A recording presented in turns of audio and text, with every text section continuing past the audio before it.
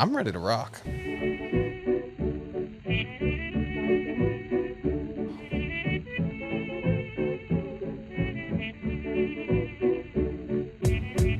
Hello, everyone, and welcome to a fantastic episode of Was That in Good Taste presents Behind the Bar Production, The Tasting Table. I'm going to be one of your hosts, and my name is going to be Chandler Phillips, and with me, as always, is the other one of your hosts. You know what it is? Just call me James. Feels so good to be here with you, Chandler. You know, it's great to be back at the Tasting Table. I feel like it has been far too long, my friend. Beyond far too long. It feels like it's almost been 4 years or so. We've been pulling shifts behind the bar. My back Was hurts. that in Good Tastings? We've been all over the Tri-County area just trying to find a little taste of something. And what have we found on today's episode? None other than growing in our own backyard. Widow Jane's Baby Jane Heirloom Corn Bourbon Whiskey. Hold on. Why do I feel like this is a flashback? Why do I feel like we've done this before? Is this a rerun episode? Is this a rerun? Is this one of them coup d'etats? Wait, no. What are you taking over? What's it? A menage a trois? There's only. Well, you know what? There is What two is of us it? in the bottle. A deus ex machina? Oh, that's hot. What am I thinking of? I don't fucking know. A deja vu. And it's not deja vu. It's not. I insist. I tell you, James, it's not a joie de vie. It's a callback. It's a callback. From the beginning, we have tried a multitude of different things, and we've really wanted to spotlight locally made whiskeys. And so if you like, comment, subscribe, and you're a fan of the show over the course of our over 5-year run now, we've been doing this for a while, buddy. You can go back and find, we once did a review of this same whiskey. Audio only, created by us in your bedroom underneath a blanket, only 16 candles lit, just sipping on, and the bottle was quite different as well. What we have here is a big stout kind of apothecary looking bottle, which I gotta say, it's got some heft. I like it. But if I do recall, what is it called? I already gave the whole spiel. What's of the name? It's the Baby Jane. Oh, that's what it was. I forgot. Heirloom Corn Baby Jane Bourbon by Widow Jane, based out of Red Hook, Brooklyn. Ooh. The last time we had this bottle, it was pert near 4 years ago. It definitely was. It was my birthday. It was a birthday bottle. Yeah, it was a birthday bottle. I never forgot it. It was literally, it was like either right before my birthday or on my birthday. My mother and I were at a local beer garden, and you came to hang out with us, and you popped the question, which was, would you like to drink this? And you pulled out a small, slim bottle. Like, it had to be no bigger than a pint glass. Yeah, it was about a pint, right? It looked like one of them bottles that you would get like a luxury olive oil or balsamic vinaigrette in. Yeah, it was small, slim. Slender. I mean, a little bit above average, if I do say so myself. But long. That was apparently a pre-release. Was it? Right? It was, right? Because it was the pre-show. No. Well, you could get it at the that was the thing. You could only get it at the distillery because they didn't have the So, little lore drop again for you loyal fans and customers of the show. I did work for a certain distillery that may or may not have been and will be featured on tonight's episode. That it was only but a week. And I did get fired. I'm not laughing at you. I'm laughing with you, I promise. And in my defense, in order for me to get, it was only 3 miles away. But in order for me to get there, I had to catch 2 trains, a ferry, and a bus to get there on time. And it was right out of the pandemic. And I got to tell you, who's got that kind of time? I wasn't waking up for something early. And this was, again, fresh out of lockdown. I hadn't had a care in the world for at least the past 8 months. You wrote me. You were like, "Damn, I got fired." He's like, "I was late to work again." All right, listen. It is What are you pretty gonna do? far. What are you gonna do? Red Hook, not easy to get to, especially not easy to get to when you're coming from Manhattan. Gonna say. That's a fucking fact. But with that said, I did help. I did help with their paintings of the tasting and bar, a joined bar that they had on premises, Put that on and your resume. and it looks very pretty. It looks good. If you want to go check it out, hey, check out Widow Jane's bar. Tell them Chandler sent you. And they'll say, huh?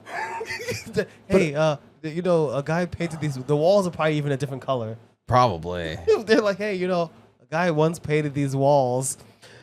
If these Now- walls could talk. If these walls could talk, they'd say, meh. We did take a tour, though. I forgot. Oh, that's right. Not too long ago. What was it? 3 years ago now. Yeah. We did a little distillery tour in the Red Hook area. That was when Van Brunt was still around. And our goal was to try to hit Widow Jane, Van Brunt, Brooklyn 77, and Fort Hamilton all in like one night. And it was kind of tough. Brooklyn 77 didn't have a tap room open or didn't have a tasting room open. And I hear it's in the works, but don't quote me on that. I can't divulge my sources. I just am leading with optimism. Maybe one day. But with that said, I don't believe I ever had to sign like an NDA or anything with Widow Jane. And they did give me a couple little insight secrets. Not secrets. Just like things that were like you had to know for the business end of things so that you didn't go on making promises that the bottles couldn't cash. You know what I mean? Oh, yeah, yeah. And so I kind of have a little mixed relationship. Like and I'm on, I'm off. Here's the thing, James, with Widow Jane. Locked in? When I was there, they were still kind of a fledgling distillery. I think they moved there in 2013, maybe even later than that. And then with the pandemic and everything, and they really didn't have what I considered their feet under them as strongly as I kind of would have expected for such a widely distributed distillery. And I had found out that they source a lot of their bottles, or their like base level. They would source the juice from other manufacturers and then either age it in the warehouse and then kind of passes it off as like a specifically New York made whiskey, and that always kind of sat sour with me. Let's be clear, though, that is common practice. That is very common practice in whiskey, but it was the emphasis of how it's a New York whiskey. Yeah. Kind of just like made me go, really? When especially you're in the neighborhood of these other very like grassroots New York whiskey distilleries. But I think what was one of the big saving graces is the fact that this Baby Jane bottle that we got for your birthday 4 years ago, was specifically made with each part of the process was deeply considered. And it might not have all been in New York, but each part of the process was a very sentimental and instrumental part of developing a brand identity, and that's what I respect. Also, they have a Decadence edition that's like their 10-year bourbon that's finished in I want to say it's like upstate or maple. I just remember we did the like, flight. We did the flight with our friend, and we each did each one of them. I did the one that had the Decadence. The Decadence was fantastic, and it's finished in maple syrup cast. But here's the problem. So much of it is like, it just seemed like the base level for a lot of these bottles was at a price point that was unaffordable to those who would appreciate it. But it was what, 250? It was like 250 mil and it was like $80. It was like it was small. It was very small. It was a 375 $375 of their initial Baby Jane, and it was $80 for that. Then they had their apple oak, and it was like probably in the 75 to 80s for that for their 750. And then they had an oaked rye that was a good whiskey, but again, you're getting into like price ranges that are like, you really got to be bringing it. You got to be bringing something special. And the Decadence itself was like almost 130 MS. I'm gonna say it's like 120, right? It was like 120 MSRP. And it's good, but if I remember correctly, it's like very boozy. I remember that I liked it a lot, and you liked it, but I don't think our friend liked it. I think they liked yours the most, which is the middle one. I think that was the apple oak rye. Oh, that was so good. That one was very good. That was very good. I'm not gonna lie, I'm on the edge of my seat right now because it's literally been years since we tasted this, and there's a few things I remember I remember really enjoying it, right? But then again, there's the nostalgia. You bought it for me as a gift.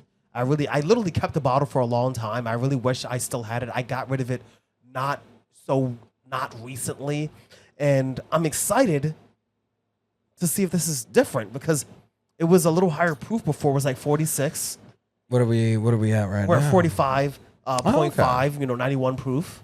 But it does give us the batch number and the date in which it was bottled. Batch 94. So I think I said before 20. I think off the podcast, I think it was actually like batch 3 or something. It was like very early batch. It was a very early batch. Can we crack this open already? By all means. I've been aching to try this bourbon, partially because I bought a bottle of it recently, but I didn't get to drink it. I got it for a gift for someone who just had a child, and the baby's name was Jane. Oh my God. And I thought, wouldn't it be so on brand of me to just get him a bottle of whiskey that said Baby Jane? And of course, it's a New York whiskey, so... Ooh. Oh? It hit you so hard you Kramered a little bit. Oh, thank you. So James, what makes this heirloom corn so special? Should I pour yours while you tell them? Oh my God. Oh my God. I forgot. What do we got here? That's so crazy. I forgot about the different heirloom corn varietals. I forgot about they have. Hold on. Whoa. Well, I believe it's one varietal. Yeah, but don't they also? But it's a crossbreed of two very specific corn. Which, hey Jamie, can you pull up that press release from Widow Jane themselves? Oh my God, can I? I think I can. Oh, fantastic! Oh yes, using Baby Jones' own unique Baby Jane corn. Thought to be what? The first nationally available bourbon made using proprietary heirloom corn. Wow. It's crazy really coming back to this because it's been a while, and this is not the only bourbon that has a heirloom corn varietal, right? Like we've tasted a few, including the Bloody Butcher that I got from PA. Yeah. Right? I got from Philly. Which is made with the Bloody Butcher corn. Which was also very expensive. Red. Yeah. It was also very expensive. I'm gonna be real. I just want to taste this so bad. What? Can I just smell the nose? It's got a pretty sharp nose. I'll be honest. It's got shit. It's a whistle coming right. So this one, the two main corns, the parent corns for this proprietary heirloom strain of corn that they use for Baby Jane is one. It's Bloody Butcher is one of the parent corns, as well as Wapsie Valley yellow corn, which is going to be a lot sweeter. The Bloody Butcher a little bit more tannic. The corn itself is a very dark, deep beet red, and whiskey made with it is kind of like you said. It's like kind of reminds me of red wine a little bit. Yeah, it's got a little bit like it's like rich. It's like rich, kind of like deep in the flavor profile, but then it's a little, this already, it's sweet, Oh my God, I'm getting, what is that like? I'm not gonna say honey because that's my first jump to. You know what I mean? When it comes to, I always jump to the same kind of flavor profiles. Yeah. But this is crazy. Oh my God, hold on. That's creamy. Okay, one of the things though, I'm gonna be a little Shit, I'm gonna this be a is little so catty good. though for a sec. So one of the things that was kind of weird when I did interview for this position was they like kind of last minute asked if I would do a working interview and then like didn't specify like what they were gonna pay me for it or like if they were gonna, they were just like, could you do a working interview? And I was like, sure. I mean, I have a schedule that I have to be back, but I can give you a couple hours or something. And then it was just kind of like, okay, great, thanks.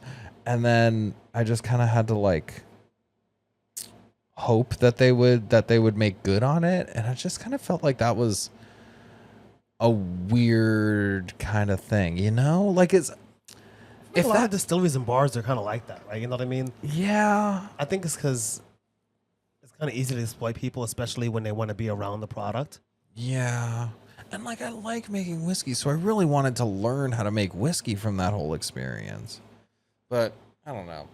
Anyway, what do you It's think? interesting. The corn, the proprietary corn, the color of it is lighter. I'm gonna put the photos of the two corns of the Bloody Butcher itself and of the proprietary heirloom corn. What is it called again? What do they call the heirloom corn? They just call it the heirloom They corn. call it the heirloom corn. It looks a lot like the Bloody I think Butcher. they just call it baby Jane. I think it's just called Baby Jane. The Bloody Butcher corn is like really, really fucking red. And this looks very similar, but you can see a little bit of yellow on the kernels and a little bit of a yellow hue, right? And I think that's very interesting because you wouldn't think such a small change would matter, right? But having had the Bloody Butcher very recently, actually, I just finished the last of the bottle that I had, and having this, it's interesting. There's like a similar flavor profile, but this is sweet. This is very sweet and very creamy, and I fucking hate their tasting notes because their tasting notes piss me off. They honestly, their tasting notes are just kind of throwing wet spaghetti at a wall and seeing what sticks. Aroma, salty air. Okay. I mean, I see where they're coming at with like honeycomb, but it tastes The green grape I get because that's that slightly tart fruit on the nose. yeah, Right? You know, it's like a green grape a little bit. You know what I mean? like the skin Yeah. of a green grape. The cream soda, It is so at least their previous, like their initial iteration of it, it's only a 2-year, or it's yeah, I believe that's what I got from it, is that it is it's under 2 years. oh yeah, because it was so new. That's So this is the same thing aged up. It was awarded the world's best bourbon under 2 years old and gold best in show for an American craft whiskey under 2 years. So that is cereal int- notes, honey influence, But this doesn't cinnamon, have caramel, an- chocolate. This doesn't have an age statement. Yeah, but they Does did. it?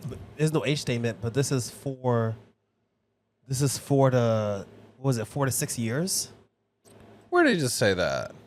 I believe it said it on their website. Brooklyn Tasting Notes Awards. Never mind. I guess not. Was it on the press release? It might have been on the press release. Oh, there it is. Yeah. No, but- no age statement. Aged 4 to 6 years As per company's press release. So I think that does make sense because the one that we had earlier was literally like batch 2 or 3. yeah. You know what I mean? So it makes sense for it to be just about or under 2 years. But what's crazy is that, like we said, for the pint, $80. This on the shelf for $45, and this is the full thing. I feel like they were probably just tapping it early. It's probably just labor. You know what I mean? yeah. Because I'm gonna be honest, this is delicious. This is creamy. I'm gonna look at their tasting notes again because I thought this shit was so wacky. Strawberries and cream taffy. Okay, yeah, nice to be specific, person who wrote this. Okay, strawberries and cream I can get, right? Because you're getting sweetness, you're getting fruit, you're getting creaminess, salted caramel. I kind of get what they mean with taffy, though. Like, it does have a little bit of that, like, Okay, the cafe au lait. I don't know what the fuck they're talking about with Okay, that. when they say the cafe au lait, I do get that. What it is it's like a little richness, a little depth. It's kind of a warmth, almost as if you were drinking like a warm latte. I don't even know what cafe au lait means. Coffee with milk. No. Cafe au lait. But usually it's warm milk, but it's not a latte. What's the... So a latte is espresso and milk. And a cafe au lait? Is brewed coffee and milk. That's just diner coffee. Yeah. So imagine getting a diner coffee, and then they hit the espresso machine, they hit the steam wand, and they give you a nice, rich coffee. So it's like, nice and creamy. That's not this whiskey. It's because what they're trying to do is they're trying to emphasize the creaminess, even in the finish. The compote, right? The peach compote, horchata, soft pretzel, milk But it chocolate. doesn't have the kind of richness on it. Like that kind of, it doesn't have that malty richness that they're trying to sell you. No, it's not. It's Like, malty. it's- It's deep. It's It's creamy. It is creamy. There is a thickness to it, but I don't think like where the Balcones Texas Rye, that shit tastes like a dark roast coffee. This kind of falls short. I feel like this has a lot more of like a red plum kind of, but like a whisper of like maybe a beach plum, Summer fruit. a summer stone fruit is what I'm getting. Summer fruit and honey. Okay. Summer fruit Summer and honey. fruit. All right. I'm Okay, so I'll give you whoever that. did the copy for their webpage, mid. because they have other notes in the press release. Summer fruits and honey. I said honey before, right? Because you're kind of getting the honeyness, that sweet caramel. That's obviously the whiskey. That's the aging. Mild in intensity. I agree with that. Palate slightly sweet. I agree with that. This is kind of sweet. I mean, honestly, I like this. I like how sweet this is. I also can understand the kind of milk chocolateness that I get, but I'm not getting the peach that they're supposedly in there. I'm getting the apricot. I'm getting more milk than I'm getting chocolate though. Cafe au lait. So a little bit of chocolate, right? Because chocolate can be rich. So think dark chocolate, right? They say milk chocolate, but think really, really diluted dark chocolate with milk. And it smells like, I'm gonna be honest, on the nose, it's crazy. This smells so good. It smells so creamy. It does have a great bouquet. I'm honestly, I keep smelling it and not drinking it because I think I almost enjoy the smell the most. I'm getting so much caramel on the nose. It's crazy. Okay, you know what? I think, just like last time, I'm losing my fucking mind. This is delicious. I have the Glencairn. Give it a whiff. Oh, that does open it up. But I feel like that did do something better than my glass because mine just kind of was like, whoa. Yeah, even with that glass, what I'll do is to make sure, because I know it's not like having like a rocks glass is not that. There's the best way, but fuck it. You know what I had to do then? They say not to stick your nose in it, but with that, because of how big it is, right, and it's so wide, it's all the way in the bottom. I kind of do like to kind of get my nose in the glass. Leave me alone. This is delicious. It's 91 proof. Okay. What do you like to do if like maybe it's not as big and wide, but it's kind of like, has a little flare on the sides? Like, do you still get your nose in it if it's like, I don't know, honest, maybe kind of like you get your nose in it regardless. Allspice spills into the finish. You know what? with just a pre-cum of apricot? Oh my god! I'm gonna be real, delicious. It is a great bourbon. This is I'm gonna give them great. that. And here's the thing. This is a great bourbon at the price point it's at as well. I think this is at the $45 mark, with tax, it comes out to what, 50 and a little bit of change. Fuck me, I'm gonna do it. This is a great bourbon for the now.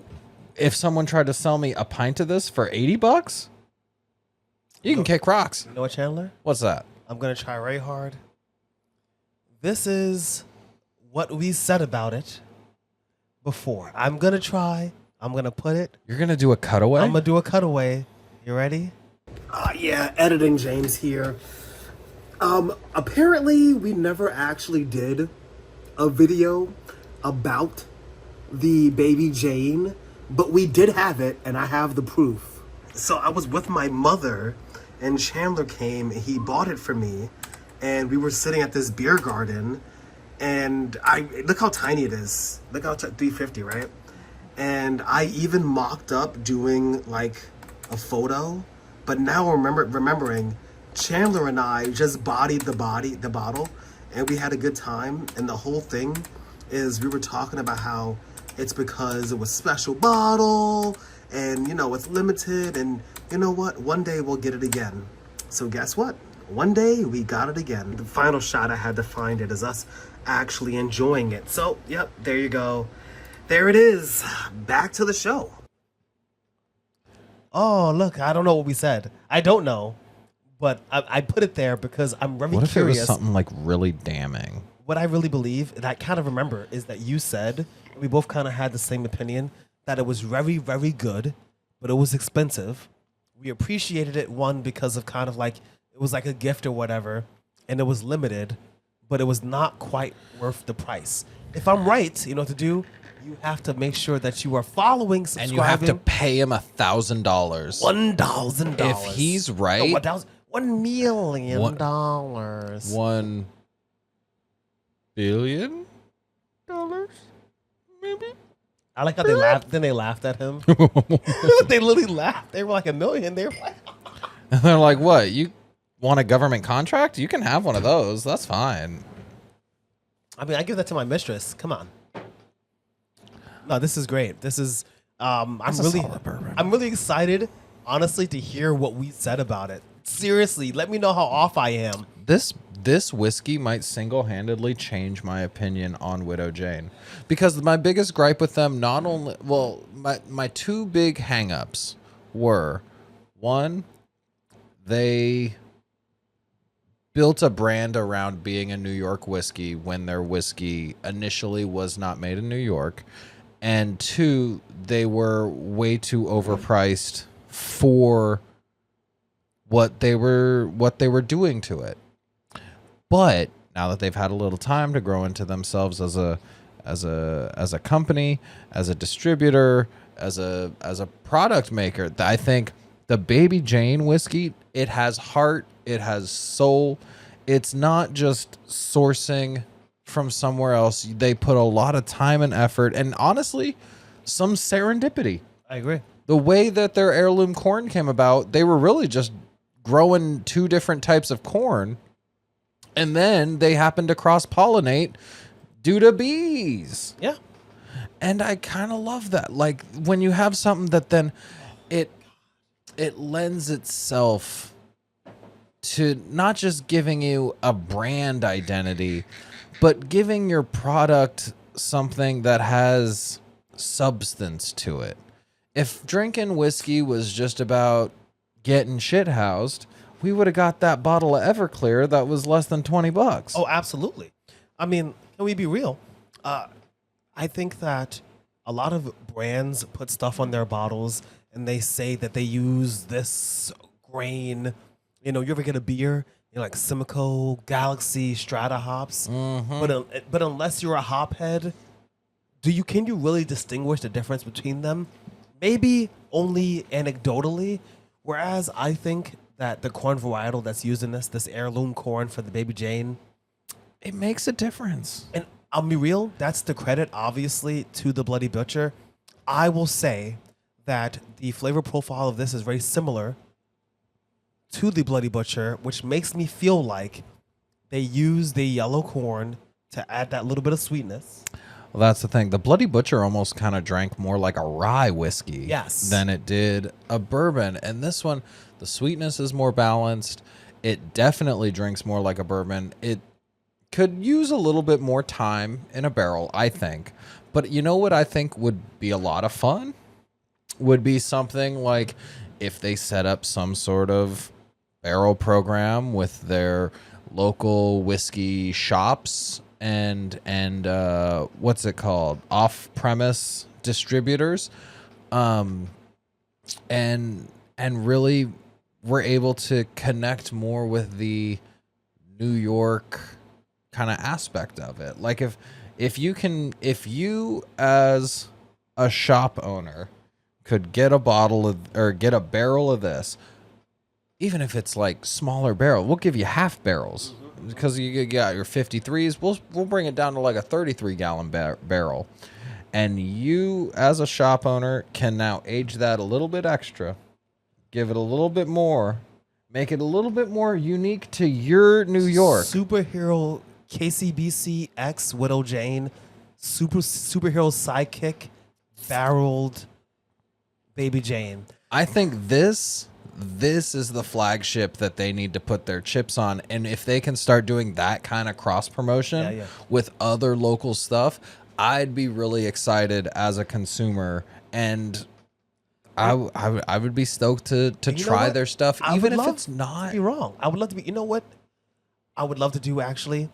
I think I'm gonna maybe send an email to Baby Jane, see if we can get to go go to the distillery or something, or have a look around. We did talk a lot of shit about them in the first. I know, right? No, but I think that's good. Like, I think that's good because really, they are not going to let us back. Of uneducated, right? You know what I mean? And so having someone, I think, like show you, of course, won't take any money or anything like that. But I think being able to see the process. I mean, I've already seen the process. I mean, like I've taken the exclusive tour. You know what I mean? Yeah. I've seen the offices. I've seen how the sausage gets made. We went there. And then we ended up going and ended up having a tour, right? Did we go to the downstairs part? No. Exactly. Okay, but we weren't supposed to go in the top part either. We didn't go to the mash room. We weren't even supposed to be in there. So I mean, now they're definitely not gonna let us back. Anyway, I give this an 8 out of 10. But you know what? We gotta make a cocktail with this next week. I think that, and I have an idea. Okay. And all I have to say is corn niblets. Yes. Yes. I'm going to go ahead and give it, I think there's room for improvement. So I'm going to give it like a 7.8 out of 10. But I honestly think it's a great sipping whiskey, and if I were to have guests over, maybe from out of state, and they wanted to try a good New York whiskey, I would put this in the lineup with Brooklyn 77 local. Quick thought. Yeah. What if I were to say get one of these to be the house sipping whiskey? I feel like at this price and this quality, it's worth that. That's a fantastic thought. My question is, I don't know if house sipping. No, that's different. Whiskey. That's different because a well whiskey is for like, you know, that's like Lord Overholt. You know what I mean? That's like, you know. You know what I really like is Old Granddad. Or Old Granddad. We get a big old thing. Yeah, of Old Granddad. No. When I say for sipping, let's say I have a gathering. We're all chilling here, right? We're making people cocktails. I'm almost worried. We're drinking this. Oh, I like that. That's what I'm saying, man. I think it's worth having around. You know what I mean? Like, I would love to have this to make old fashions with. That'd be fun. You know what I mean? So I don't know. What kind of cocktail should we make? I think I know. You know what? I feel like we should have in a future episode some sort of like flight of New York whiskeys. And really do like who are the heavy hitters? You know, who's the king of the 5 boroughs? Kind of Kings County? Is it Brooklyn 7? And if we could get our hands on a Van Brunt, I think we could. Wait, bitch. You know what I saw the other day at Earmuffs. I saw a Still the One. Do you remember? Do you remember Still the One? Remind me. I've had Do you remember? 91 proof. Yeah.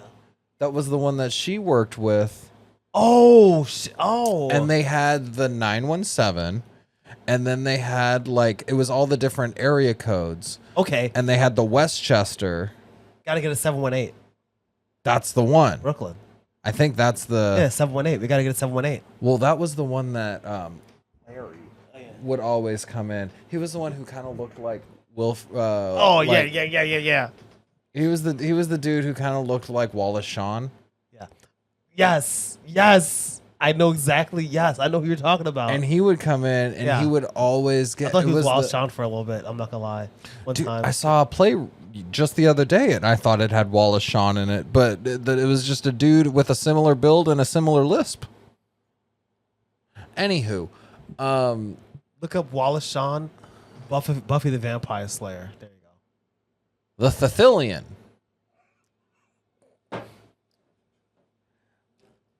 91 proof, folks. Listen, boozy. Anyway, I hope my the friend that I got this for appreciates and enjoys it, and because I know I have today. I mean, listen, we're gonna end this, and I think that we might have one more. Maybe, I don't know. Maybe just. Did we have a behind the window? That will be the conclusion of Was That in Good Taste presents a behind the bar production : the taste. God damn, he hogs the entire spotlight. Even though the whole backdrop is mostly behind me, the tasting table with. You got to say your name first because my name is weird. Oh, okay. With one of your hosts, and that host's name has been Chandler Phillips. And with the other one of your hosts, just call me James. That doesn't work first. It doesn't. How do you? Interesting. Anyway, we hung out. We got to close. We got to wait outside or else we're going to get fired. You know what? Fuck it. Drinking is not required. But it is regular.